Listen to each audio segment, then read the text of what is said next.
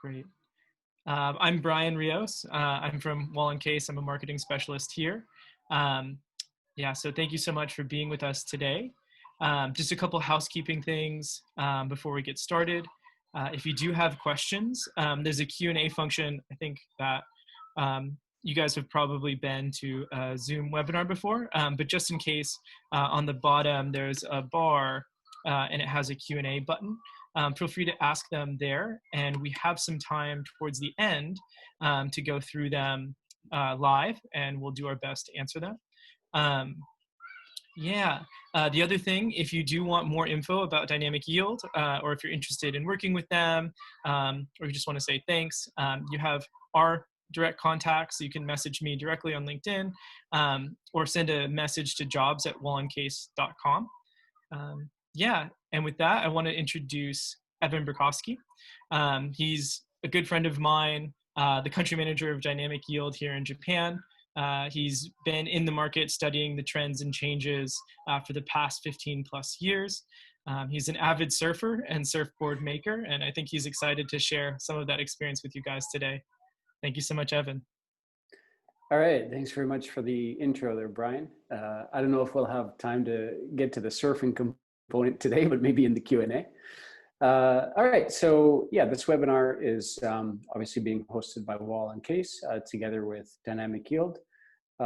Today's agenda is, talking about how to future-proof your career. I'm going to share my perspective and a little bit of my experience, and then try to just give some general education information, some links and so on for further study, and share some stories as well as my personal perspective. Please keep in mind, this is my personal take on things. These opinions are based on my career here in Japan. They don't necessarily represent the viewpoint of Dynamic Yield or Wahl+Case. I'm just going to share some of my thoughts.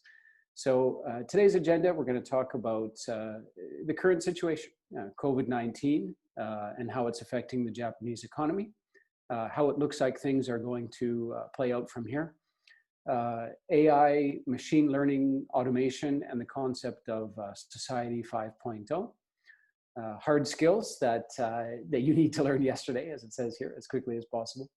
And then, some soft skills recommendations, and we'll chat a little bit about, the true meaning of customer service. And then the last part, we'll have about 15 minutes for a Q&A. And of course, if you have any questions throughout the webinar, please feel free to use that function to ask them as we go. All right, so a bit more of a self-introduction. So my name is Evan Burkosky.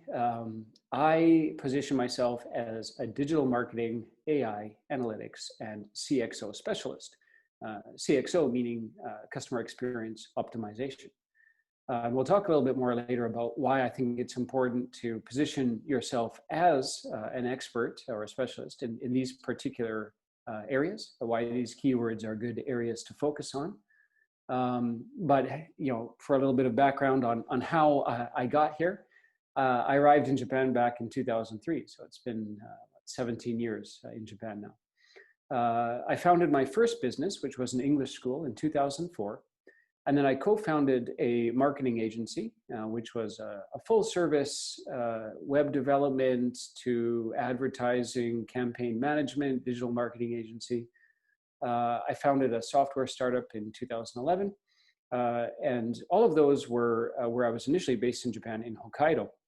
And then in 2013, I moved to Tokyo, and I worked at eAgency as a sales manager. I built a sales team to sell conversion optimization and A/B testing software, Optimizely, Kaizen platform, Google Analytics 360, and the Adobe Test and Target platforms.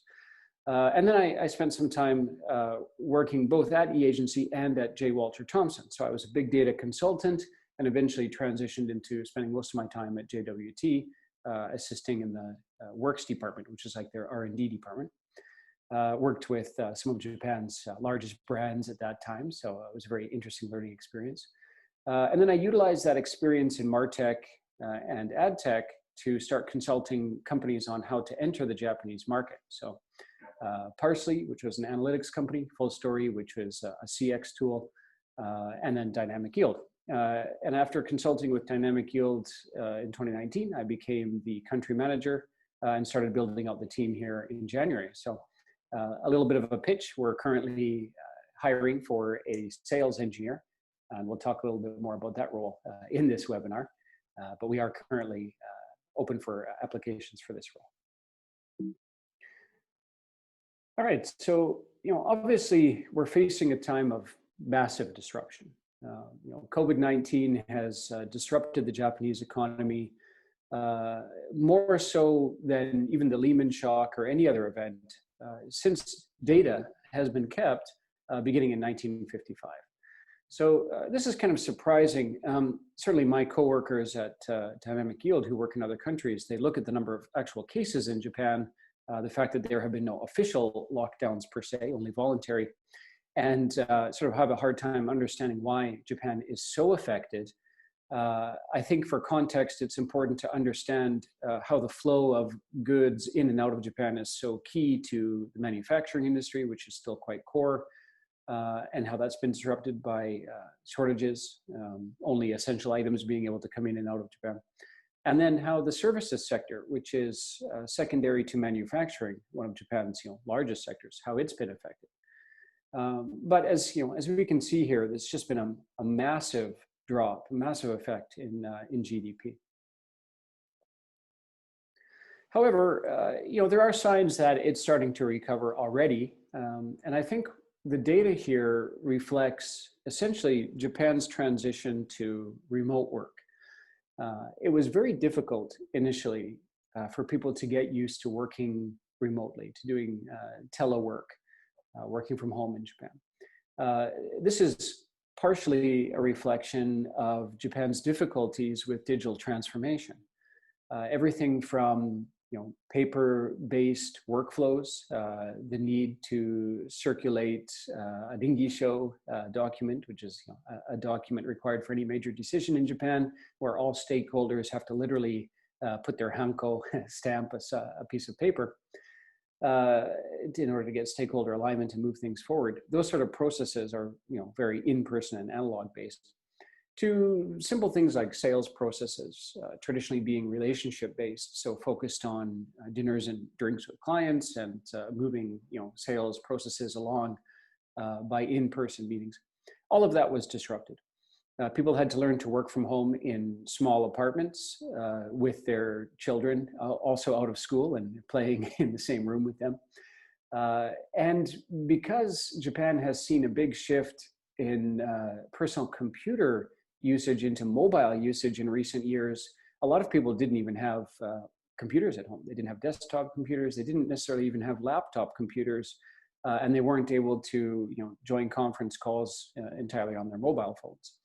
Those who had computers that they could use from work could take them home, but they couldn't necessarily connect them because maybe they didn't have at-home internet, and they probably didn't have the correct VPN and security protocol. So although this affected everybody by Q2 of this year, I saw my coworkers in Europe and the USA, most of their customers had gotten through this and more or less figured out how to telework by the end of Q2. Whereas Japan was disrupted right through until I would say the beginning of Q4 here. And I think people are still disrupted, but they're slowly working it out. People are moving away from hanko-based workflows, these analog, traditional-based workflows, moving more into digital processes. I think people are more or less getting set up with, if not an at-home environment, some sort of co-working space or cafe space or something where they can somewhat telework. I think this disruption, it will continue. There is no vaccine for COVID-19 in sight anytime soon. I think we will probably go through into Q1 or Q2 of next year before we really see a lessening of this disruption. But at the same time, I think we're reaching more of a point of stability. And so as evidenced by the chart here, essentially things are starting to recover. So that's good news. And also for certain industries, certain COVID beneficiary industries, it's especially good news. This whole digital transformation was massively accelerated. So for areas like e-commerce, obviously, e-commerce is a COVID beneficiary because people could not go to physical brick and mortar stores. You couldn't shop at the supermarket or the drugstore the way you used to. You couldn't go to the mall and browse for fashion items the way you used to. So there was a big shift to online marketplaces. So this obviously has a big impact on people's shopping habits. It looks like it's going to retain its impact well through the next couple of quarters and probably become a new permanent, essentially, habit. It looks like, according to some recent data, 85% of people surveyed have said that they'll continue to purchase items online. People are appreciating the convenience. And so I would say that even after the pandemic effects, there's no going back. And in fact, this was such an accelerator that we're generally seeing e-commerce shift has been described as about 10 years of growth in just 3 months. Certainly over the past 6 months in Japan, we've seen that level of acceleration. And this is promising. I mean, Japan already had a large e-commerce market, even though it was somewhat underdeveloped and underserved. It was already the 4th largest in the world. Recent data as of August, the figures here on this slide are from August, show that it's now moving into being the 3rd largest market, so slightly bigger than the UK, which is now taking that 4th spot. Revenue is expected to keep growing. We're looking at CAGR of 6.7%, which is very good. And it's interesting, the segments that are growing, although other areas generally see electronics, retail, entertainment, these areas grow. Japan is growing most in food and personal care, which I think is a reflection of the large aging population. I think people are realizing that they may be limited, maybe they no longer drive. Public transportation is great in Japan, but it's still a little inconvenient if you're not as agile as you used to be. If you can order in your groceries, it's much more convenient than going to the store. So we're seeing generally food and sundries, things that you normally would have gone to the drugstore for. There's a huge increase in that type of online purchasing. So this user penetration is projected to keep growing. It's currently about 76.7% of users who are using e-commerce, and it's projected to keep growing into 86.7%. And the average revenue per user is expected to continue to be quite high. So, an average ARPU per user of over $1,000 US is quite high when we look at international standards. So I highlight this because this is both where my personal experience is and where I think there may be sort of an undervalued opportunity when people are looking at sculpting their careers and trying to plan where they should be in the coming years. I think it's very important to look at these type of growth markets. So digital transformation in general, and certainly e-commerce specifically, is a huge growth market. Just in terms of revenue, these are updated, these stats are updated as of August, and they show projected growth right through 2024. So for those who've maybe had their industry disrupted, if you are in obviously accommodation or hospitality, travel, the airline industry, the services industry, anything that's been severely impacted by the pandemic, now is an opportunity. It's the time to look at moving into e-commerce. This is a growth market, both in terms of crafting your hireability, your skill set to work at a company like Dynamic Yield, for example. And it's also a chance for individuals to look at starting their own small business.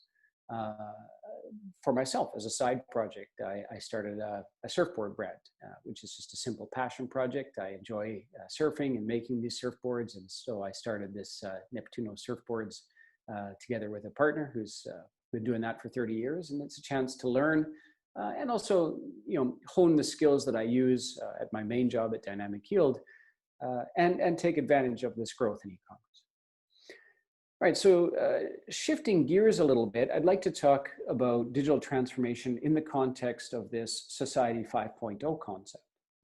In Germany, this is known as the Industry 4.0 concept. And you can see here, this is from the Keidan-led, the Japanese government. Essentially, a think tank was organized to discuss what are the impacts of digital transformation. What's happening as we move into this this sort of brave new world, as it were. So just to map out exactly what it means, we've gone from Society 1.0, which was a hunting and gathering society, into Society 2.0, which was an agrarian society, farming, and then into 3.0, which was the Industrial Revolution, and then the Information Revolution of Society 4.0, and then we're moving into this new revolution of Society 5.0. So the first industrial revolution was the steam engine. Second industrial revolution was more heavy chemical industry, large scale processing, and of course mass manufacturing. Third industrial revolution being the computers, internet, personal computing, the power of the Silicon Valley. Fourth industrial revolution being essentially cloud computing, AI, Internet of Things, blockchain, the ability to tie all of this together. And then we move into Society 5.0, which we're sort of trying to determine exactly what the impacts of it will be. And obviously there will be many large impacts. So digital transformation is going to dramatically alter many aspects of society. From basic things like public administration of documents, we'll see the Hanko problem fixed. I think we'll move to digital signatures and a digital workflow for paperwork. Industrial structures will be improved. I think we'll see potential increase in food production, which is an issue that Japan always struggles with. Anytime there's a major disaster, Japan has concerns about the ability to feed the populace. And basic aspects like transportation. Driverless cars will assist with the aging population as people have more difficulties getting around on their own. That will assist.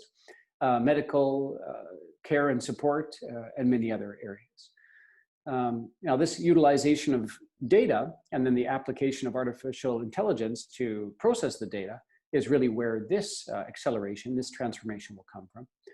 But we're going to see advances in probably these four main areas of the Internet of Things. So this is the actual connecting of devices, not just your smartphone, but things like your refrigerator will be a smart refrigerator and will notify you when you're running low on eggs or whatever it might be. As we move to automated driverless cars, you may have your steering wheel replaced with an in-dash entertainment system. Some cars in mass production in China, for example, already have this. They essentially are relying on autopilot, and you can be sitting back and doing some shopping from the dashboard of your car. AI, of course, artificial intelligence gives the ability to connect all of this data together and give us actionable insights from it. And then AI, obviously has an influence not just on processing data in cyberspace, but also in the physical world with robots. Connected robots will know, for example, in a medical care situation, when a patient needs to be maybe moved from one place to another.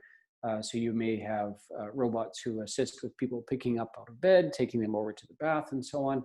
And in manufacturing, there are many applications as well.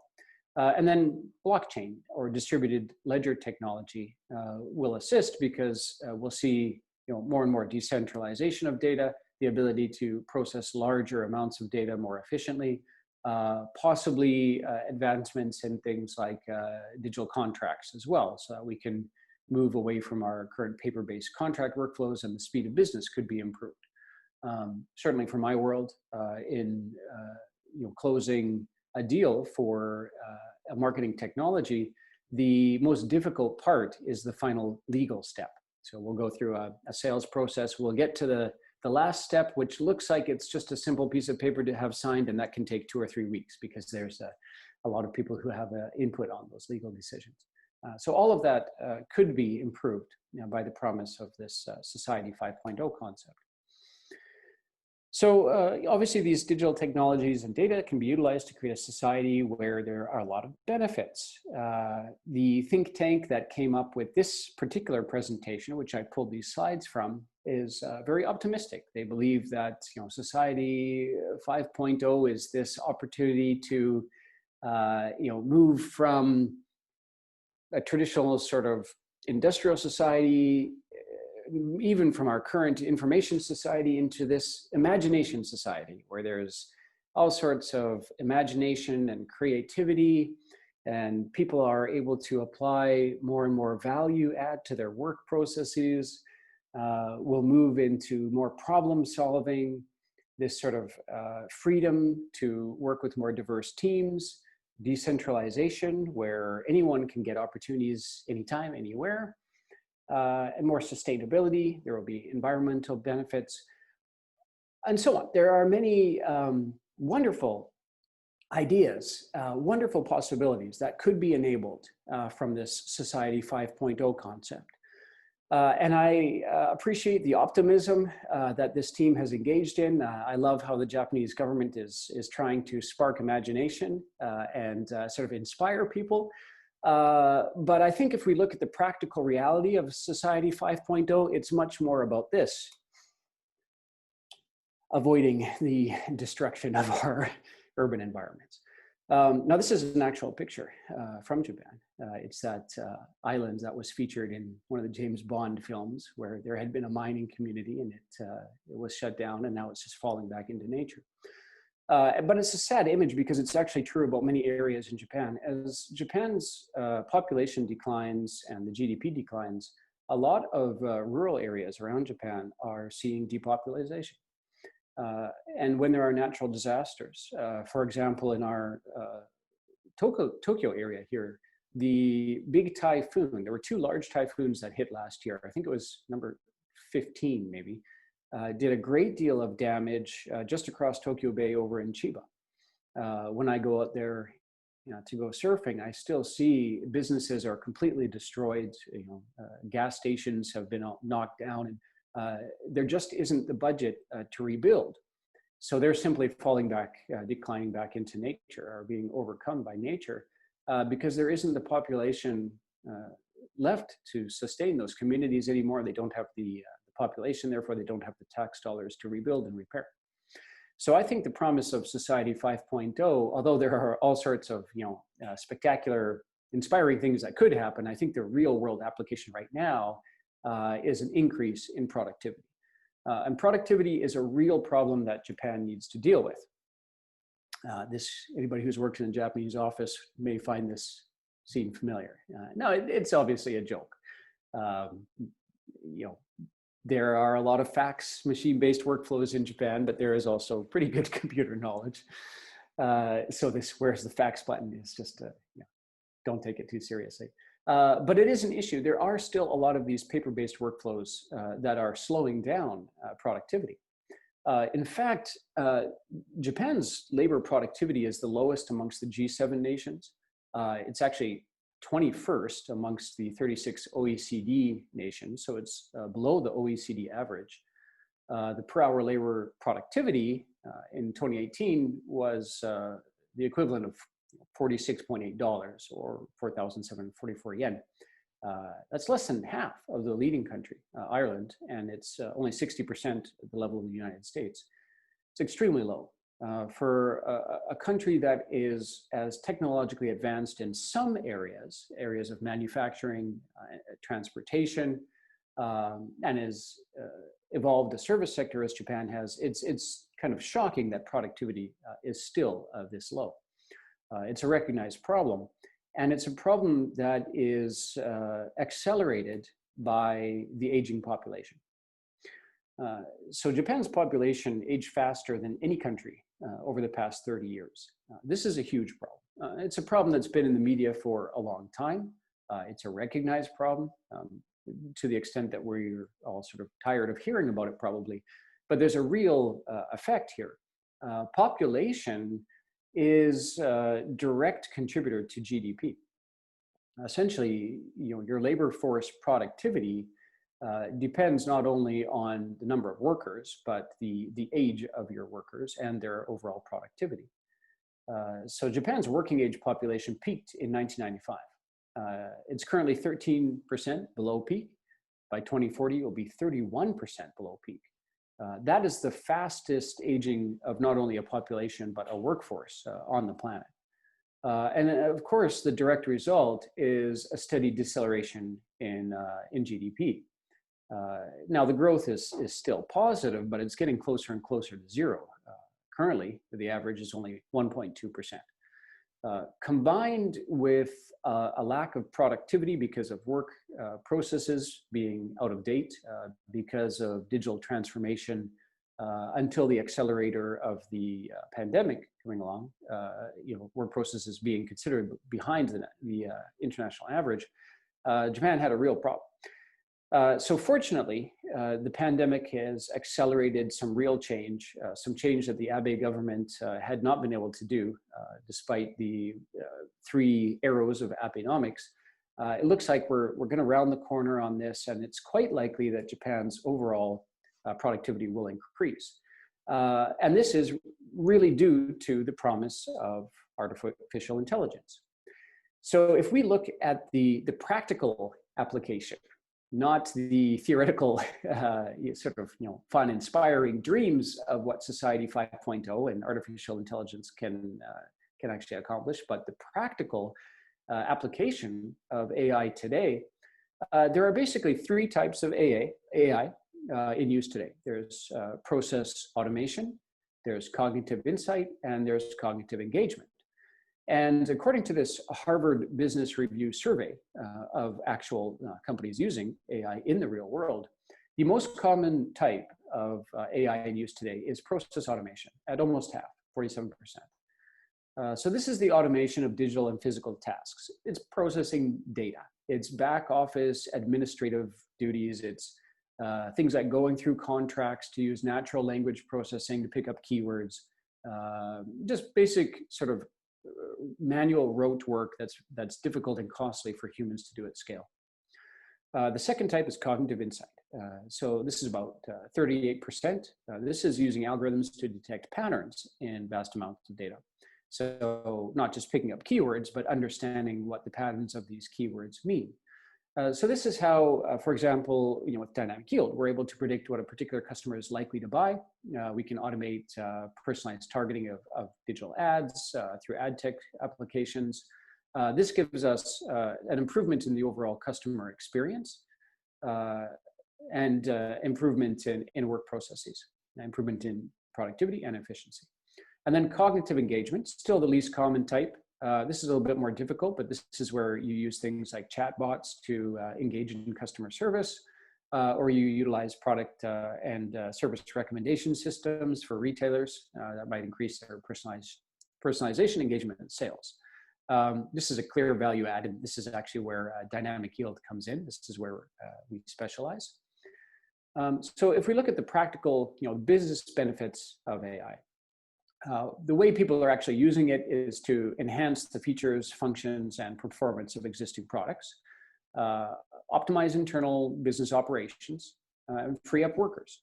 And free up workers, not necessarily to be assigned to other tasks or to be let go, to be fired, which is often the concern of automation and AI, but to be more creative, potentially be more productive in their workflows, and to make better decisions based on data, to create better products, and so on. So here's where the true job market opportunity lies. Essentially, there just aren't enough people with expertise in the technology.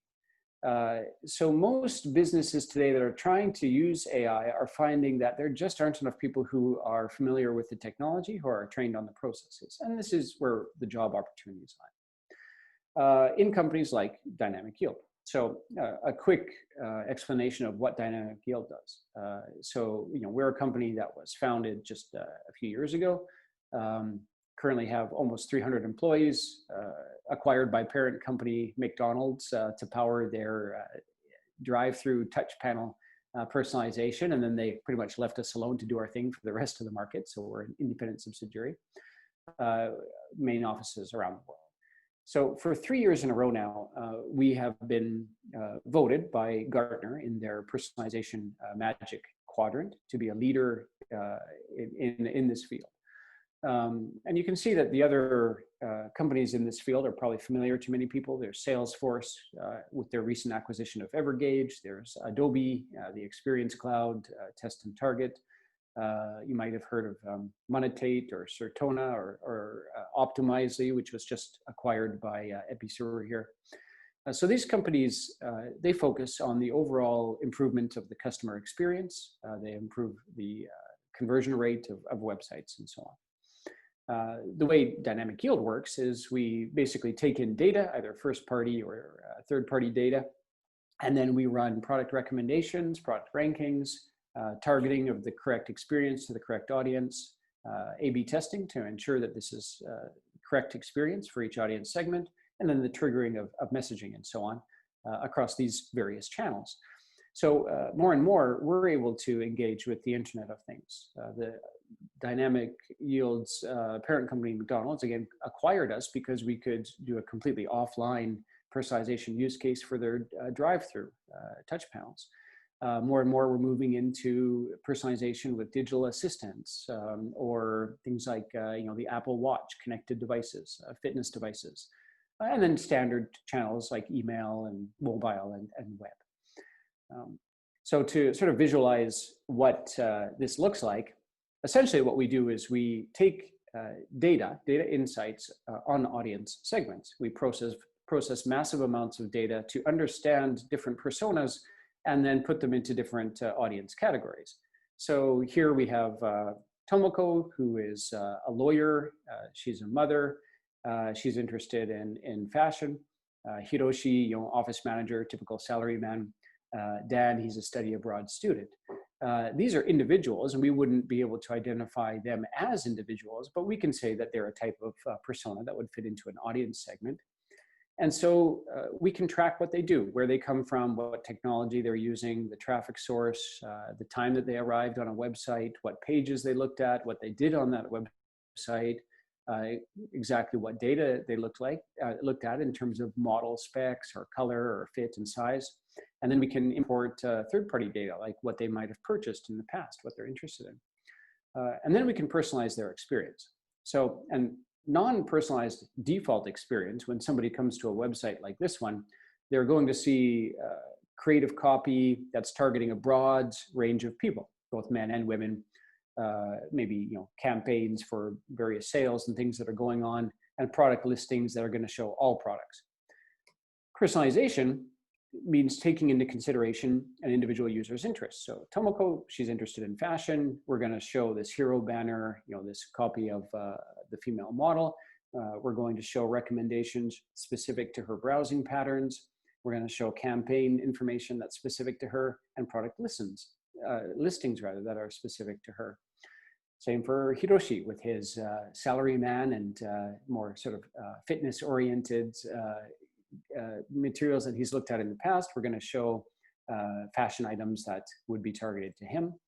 Or for Dan, he's more interested in gear, technology items, personal computing, smartphones, that sort of thing. We're going to show different products to him, and he'll see a different experience.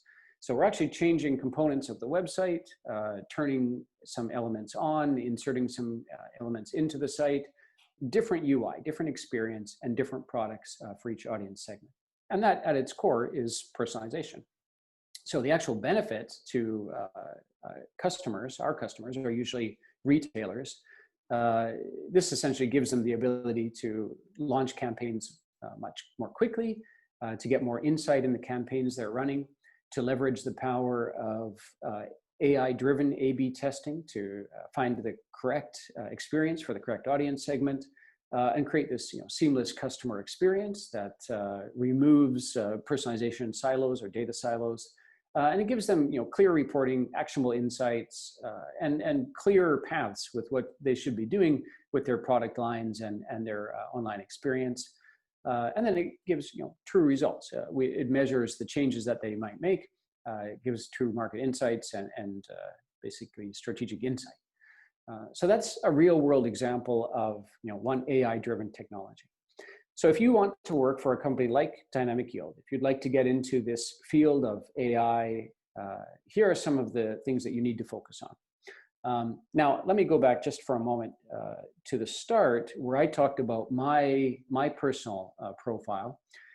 So in recent years, I've changed my LinkedIn profile, for example, from digital marketing specialist or sales specialist. Although I was, a sales manager or sales VP, I've now included keywords like AI, CXO, and analytics, because these are where the jobs of the future lie. So if you can market yourself as being a specialist in these areas, you will future-proof your career. Now, specifically to the Japanese market, this is what we need. We need front-end developers. We need people who just understand the basic language of this world, which is HTML, CSS, and JavaScript. Now, Japan has a huge gap in this area right now because traditional education paths are focused more on back-end development, which I think, just personal opinion, but I believe this comes from Japan's focus on manufacturing, monozukuri, and career paths, computer science courses at college that are geared much more towards learning how to build manufacturing processes or robotics or things that require full stack development or more back-end development. And the front-end side of our current technologies, the marketing tools that we use, advertising tools, and just day-to-day work processes that we use, this has kind of been ignored. So the true promise of Society 5.0 is connecting all this data together. And the front end of that is the UIs, the user interfaces, the user experience that we work with on a daily basis. Unfortunately, this is an area there where Japan is very weak. And so I highly encourage everybody to develop their skills on these front-end coding skills. And then to get an understanding of the concepts of user experience optimization, UI design, best practices, and conversion optimization. So it's very important to understand how to provide a good experience for your customers when they come into your digital environment, whether that be a website or an app or some sort of kiosk or even a voice-enabled device. You need to think about what are the best practices for giving them a good customer experience. What sort of a user interface should they be using? And what user interface is the correct match for each audience segment, as it should be different for each persona. So you need to have a good understanding of customer journey mapping, what you expect people to do when they come to your website, for example, and the steps that they should take as they go through a checkout funnel or as they're contacting customer service. And you need to test this. You need to understand the data, the underlying analytics data. You need to be able to engage in A/B testing to test out different journeys, different experiences, and optimize them. And you need to have a good understanding of design best practices, correct use of fonts and font sizes and white space and laying out elements in your interface for best usability. So the thing that gives the best underlying insight into all of this is analytics. And I've put these together, analytics and audience segmentation, because if you use a good analytics tool, it gives you real insight into your actual customers. So you can look at Google Analytics, for example, and get some insight into what type of people, the demographics of the users who are coming to your website, and the type of actions your different user segments take on the website. So just as a basic starting point, getting into analytics is basically, that's the baseline. That's where you need to start from. That's the sort of ground zero. And then machine learning, AI, and deep learning. This is more complicated. It requires deeper study, but these are essentially the core tools for the future. So to truly future-proof your career for the next 15 or 20 years, you need to invest in at least understanding this language. Even if you're simply a business decision maker, You need to understand the type of insights that are being pulled from data, how those insights were garnered, and what the application of them is. In order to read the increasing amounts of data that we have in our daily lives, we require data scientists who can actually process that, require developers who can create new experiences around those, and data platform engineers who can actually build that out. All right, so to get these skills, here are some of my recommendations. First of all, to understand analytics, you can just go through Google Analytics free online courses. I'll share these slides with everybody so that you'll have this link, but you can go and get certified on these courses. And I recommend going through all of them, get a good understanding of the entire Google 360 platform, Data Studio, which is a data visualization tool, and Google Tag Manager for managing all the different experiences on a website. This is extremely valuable to have this core foundation. And then you can get into the Google developer training. There are various different modules. They'll train you on Android development, web development, machine learning, and so on. And then you could look at Amazon AWS courses. So these are free online courses to learn about machine learning, to get certified on Amazon's AWS hosting platform. And there are different tracks. So you can choose the business decision maker track, or the data platform engineer track, data scientist, or developer. And a little shout out to our own service. Dynamic Yield recently launched our XP Squared Experience Optimization Learning Paths. So we have multiple different paths, from A/B testing and optimization to personalization and targeting, product recommendations, CRO, growth marketing, e-commerce experience optimization, and so on. And these are all free, open to the general public. So I highly recommend that you go through these and get certified on the Dynamic Yield platform as well. Now, some soft skills that you need. Whether you are an engineer or whether you are an entrepreneur or a business owner, salesperson, at almost any point in today's modern organization, you need good presentation skills. You need the ability to tell a good story, both verbally and visually. So you need to be able to craft a good sales deck, often a custom demo, and respond to RFPs. These all fall under good presentation skills. And you need to have a good understanding of sales methodology. The era of relationship-based sales, simply developing a good friendship with your customer, going for drinks with your customer, karaoke, and that leading to a deal, those days are over. You need a hybrid of that good relationship-based development skills with an actual methodology. So you need to understand things like how many sales motions, how many phone calls, how many emails, how many touch points does it take to open a deal, move it through the pipeline, close the deal, renew the deal a year later, and get market feedback on why all of this happened. Why did the customer choose you? What other competitors were they looking at? Why did you solve a particular problem for them? And you need a good understanding of digital marketing, the skills to both generate leads with both online and offline marketing activities, and generate enough sufficiently marketing qualified leads, which means these are good quality leads with high level of interest, correct budget, and so on, that sales can help meet their quotas. Obviously, if you're working in Japan, you need Japanese. There's no getting around this. And you need both written and spoken. For myself, my daily workflow is about 90% in Japanese, and it includes emailing and phone calls and everything.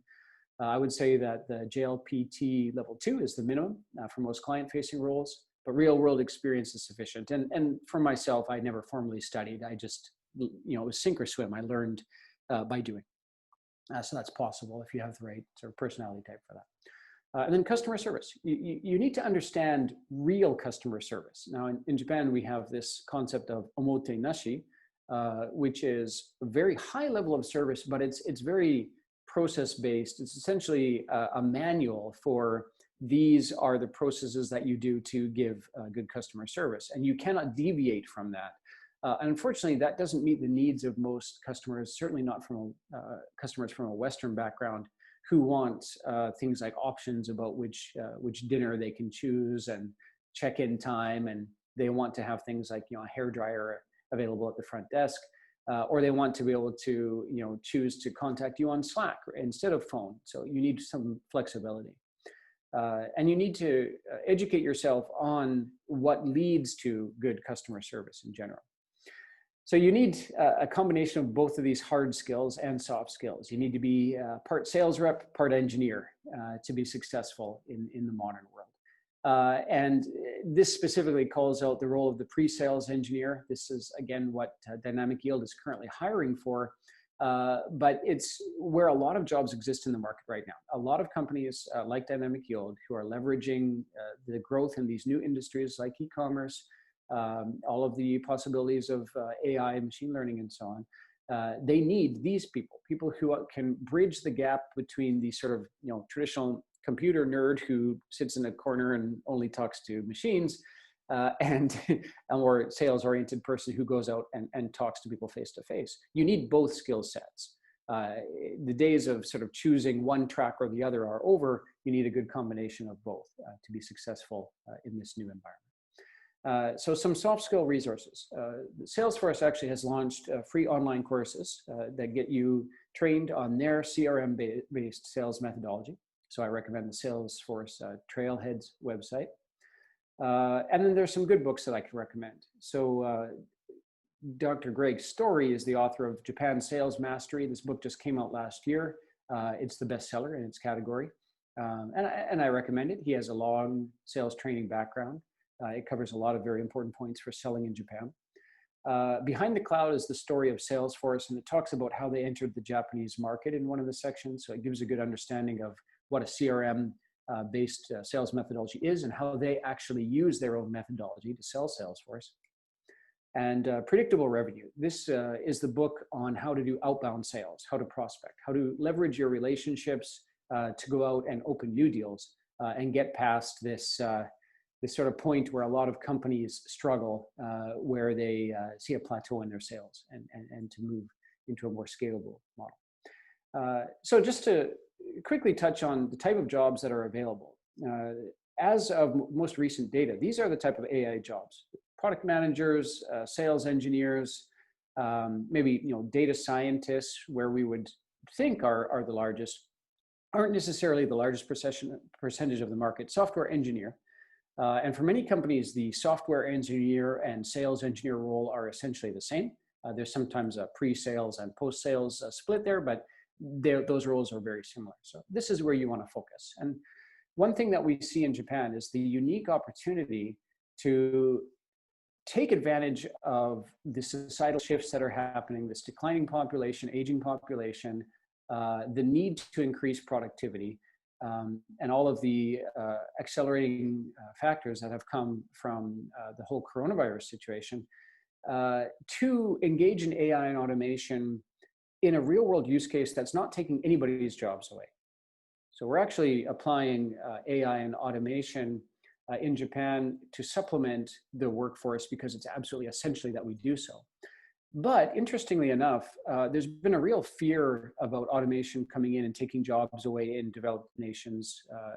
You hear about this a lot in North America, you hear about it in Europe.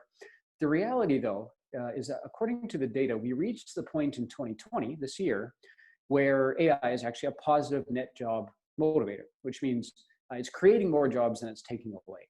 And it's creating jobs in interesting areas, fairly creative areas. Obviously, they're high-tech areas, like the previous slide's jobs. They may, in fact, AI may in fact take away jobs from truck drivers, taxi drivers, and some of those more sort of blue-collar positions. So it's very important to spread this message that it's time to reskill, invest in your training, and get ready for these coming shifts. And from my personal experience, I've found that there are a lot of resources available so that you can self-train, you must self-train, and that sort of is on each of us. I'm in my 40s and I'm still studying literally every day. All right, so thank you very much. I hope that was useful. I went a little bit over time, so we won't have much time for the Q&A, but we've got, what, I think 7 or 8 minutes left for that. So let's jump right into it. Awesome. Thanks so much, Evan. Yeah, so if you guys have any questions, submit them in the Q&A. I think we have one right now. Um, and so it's kind of like a statement, and then it goes into the kind of question at the end. So you mentioned front-end web development is lacking in Japan. Agreed. How can we expect to see a change there when the salaries for those roles can be so low compared to less qualified roles in Japan or similar positions in other developed countries? And then the last section is, while front-end development is particularly bad, this affects all engineering roles in Japan. It seems like what they're saying here is, if you're smart and good engineers are, you do not want to have an engineering career in Japan, with the exception of finance and FA&G. And then your thoughts on that kind of. Yeah, I think it's a good point. I think that you need to look at the areas of growth.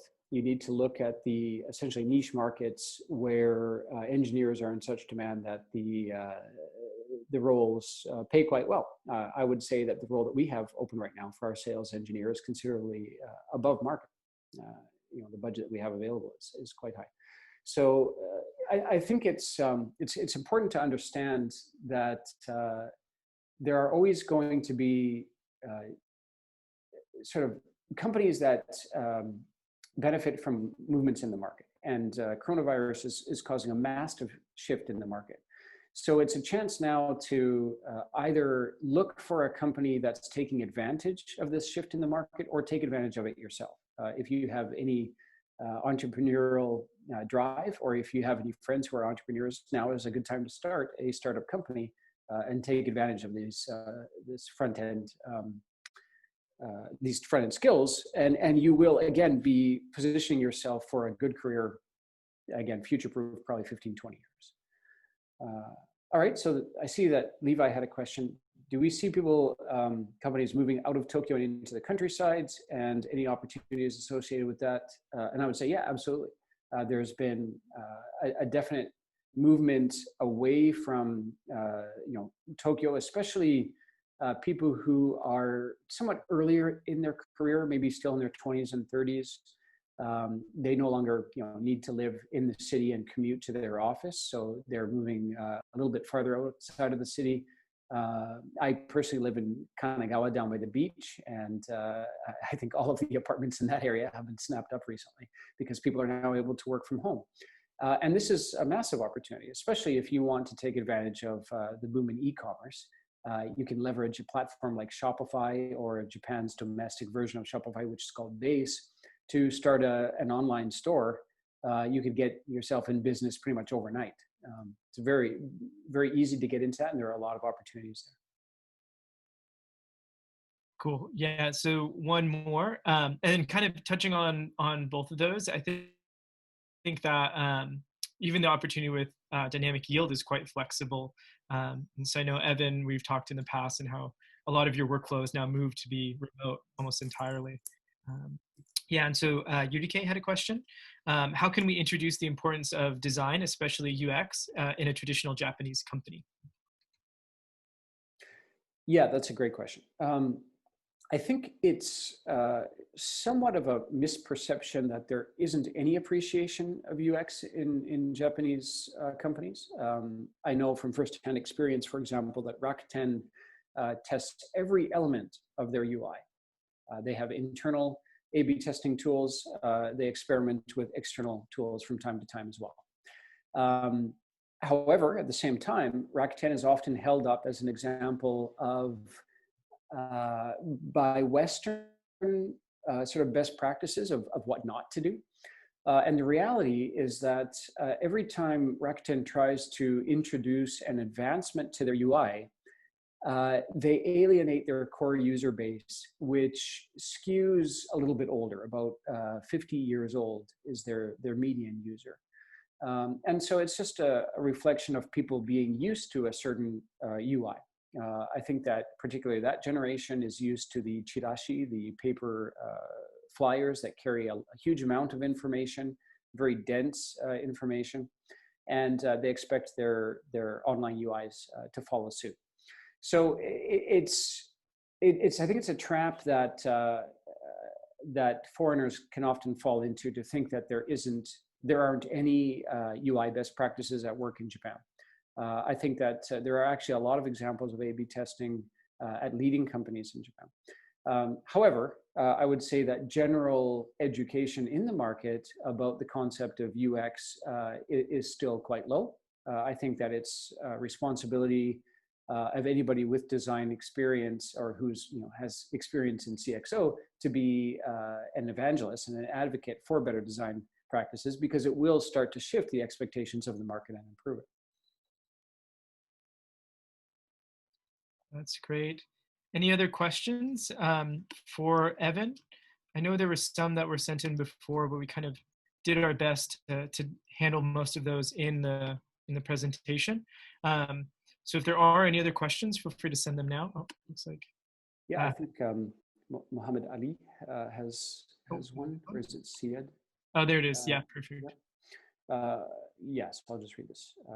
Thanks, Evan. Quite impressive. What are prerequisites for switching into AI machine learning in these career spaces, especially for someone non-IT? Right. Okay. Yeah. Go through. What's the entry point? I know someone going through a bit of a struggle to switch into IT, being a newcomer and not having relevant IT experience. What's the entry point? Okay. So I think that even if someone has no technical experience whatsoever, no training whatsoever, the sort of training paths that I outlined in those final slides there are the correct route. Start with analytics, get a foundation in understanding the core data, because analytics underlies big data. And you can go through those free Google training courses to get a foundation in Google Analytics. Maybe take your time. It might take a month or two to go through that and follow their tutorials and get a foundation in it. I got my Google Analytics certificate a couple of years ago, and I think I did it in an hour or two, if I remember correctly. It wasn't that hard. So you can go through and do that training, and then move on to the AWS training on machine learning, or the Google developer training on machine learning, artificial intelligence. You can literally self-educate.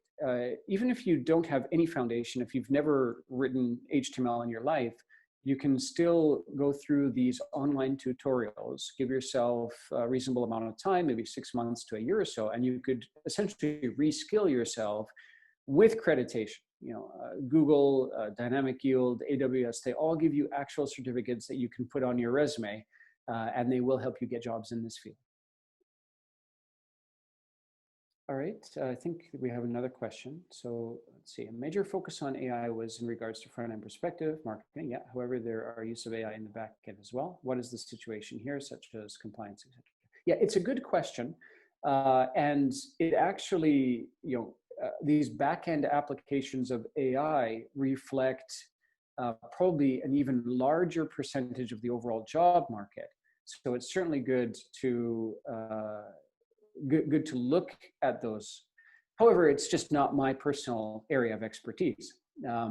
My area of expertise and the opportunity that I see is specifically marketing and advertising technology, MarTech, as applied to this boom in e-commerce.